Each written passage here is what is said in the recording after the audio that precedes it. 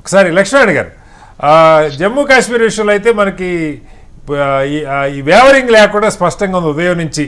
ఏదైతే క్రమంగా పుంజుకొని స్పష్టమైన లీడ్ 48 స్థానాలు ఈ 5గురిని కలుపుకుంటే కూడా వాళ్ళకి ఓటింగ్ రైట్ ఇచ్చినా కూడా అది రైట్ అని ఎవరో చెప్పరు. ఓటింగ్ రైట్ ఇస్తారెవరో ఇప్పటిదాకా అధికారికంగా ప్రకటించాలి. ఇస్తారన్న మైండ్ సెట్ చేసి పెట్టారు. బట్ స్టిల్ కాంగ్రెస్ ఎన్సీ 48 స్థానాలు అక్కడ లీడ్లో ఉంది. కాశ్మీర్లో గత కొంతకాలంగా 6-7 ఏళ్లుగా అక్కడ ప్రజలకు స్వేచ్ఛ లేదు. ఇప్పుడు కూడా ఇంజనీర్ రషీద్ జైలు శిక్ష అనిపిస్తున్న ఇంజనీర్ రషీద్ ఏమో బయట స్వేచ్ఛగా ప్రచారం చేసుకోగలుగుతున్నాడు.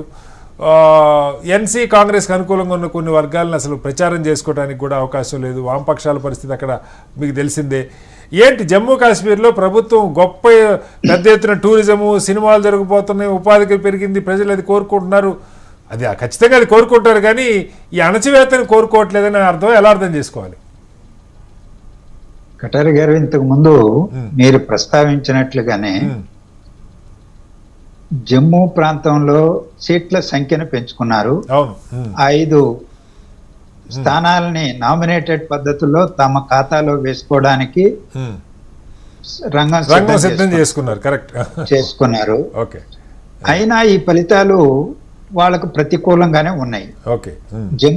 జమ్మూ ప్రాంతంలో సంఖ్య పెంచిన తర్వాత 43 స్థానాలు ఉంటే ఇప్పుడు తాజాగా అందుతున్నటువంటి ట్రెండ్స్ ప్రకారం 22 స్థానాలకే బీజేపీ మొత్తం జమ్మూ కాశ్మీర్ మొత్తంగా 22 స్థానాలకు కుదించబడింది. జమ్మూలో ఉన్నటువంటి 43 స్థానాల్లో మరి ఏమైనట్టు? భారతీయ జనతా పార్టీ బలంగా ఉన్నది అక్కడే జమ్మూలోనే. కాశ్మీర్ లోయలో వాళ్ళ బలహీనమే, ఎప్పుడు బలహీనమే. గతంలో పీడీపీతో కలిశారు, తర్వాత ఇప్పుడు కొన్ని గ్రూప్స్ ని, ఇండివిజువల్స్ ని ఎంకరేజ్ చేశారు. కొంతమంది ఇండివిజువల్స్ స్వతంత్రులే 15-16 స్థానాల్లో ఆధిక్యంలో ఉన్నట్టు కనిపిస్తాం. పీడీపీ కూడా వెనకబడిపోయింది, 1-2 స్థానాలకే పరిమితమైంది. కాంగ్రెస్ నేషనల్ కాన్ఫరెన్స్ తన స్థానాన్ని బలోపేతం చేసుకున్నాయి. ఈ రోజు 50 స్థానాల వరకు ఉన్నారు. అధికారం మార్పిడి అనేది తప్పనిసరిగా ఎన్సీపీ కాంగ్రెస్ వైపు వెళ్ళిపోతుంది. 370 ఆర్టికల్ రద్దు చేయడంతో పాటు రాష్ట్ర హోదాను కూడా లాగేసుకోవడం. భారతదేశ చరిత్రలో ఒక రాష్ట్రానికి ఉన్నటువంటి ఉనికిని ఆత్మగౌరవాన్ని దెబ్బ కొట్టేశారు ఈ రోజు. అందువల్ల ప్రజల్లో బలమైనటువంటి భావన ఇది. మధ్యలో అభివృద్ధి అది జరిగింది, ఇది జరిగింది అని వాళ్ళు ఎన్ని కాకమ్మ కబుర్లు చెప్పినా ఈ భావనని తొలగించడం సాధ్యం కాదు. మరి రాష్ట్ర హోదాని ఇచ్చి ఎన్నికలకు పోయింటే అది వేరే విషయం. కనీసం ఆ పని కూడా చేయలేదు.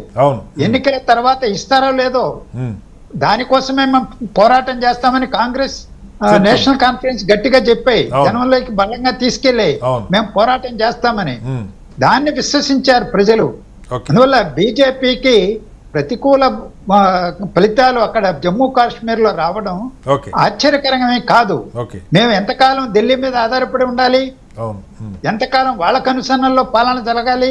ఇది జమ్మూలో కూడా పనిచేసింది అనుకోవచ్చా లక్ష్మణ్ గారు? జమ్మూలో కూడా బీజేపీకి వ్యతిరేకత రావడానికి బహుశా ఈ రాష్ట్ర హోదా ఆ పని చేసింది అని చెప్పడానికి ఇదే గణాంకాలే ప్రబల నిదర్శనం. 43 స్థానాలు ఉన్నటువంటి ఆ ప్రాంతంలో 20-22 స్థానాలకే పరిమితం అయిపోతున్నది ఆ పార్టీ మొత్తంగా. అంటే అక్కడ అసంతృప్తి ఉన్నట్టే కదా. అక్కడేమి ముస్లిం మెజారిటీ ఉన్న ప్రాంతాలు కాదు కదా. మరి ఆ ప్రాంతాల్లో కూడా వ్యతిరేకత ఉన్నదంటే కేంద్రం యొక్క పరిపాలనను వాళ్ళను ఆహ్వానించడం లేదు, అంగీకరించడం లేదు, తిరస్కరిస్తున్నారనే స్పష్టంగా తేలుతున్నది. మళ్ళీ వస్తాను సార్ మీ దగ్గరికి. ఒకసారి దిలీప్ గారు మీ ఇప్పుడు ఇక్కడ విషయం మనకి జమ్మూ కాశ్మీర్ విషయం వరకు సరే స్పష్టత ఉంది. ముందు నుంచి ఎన్సీతో మీకు పొత్తు కుదిరింది, బీజేపీతో పొత్తు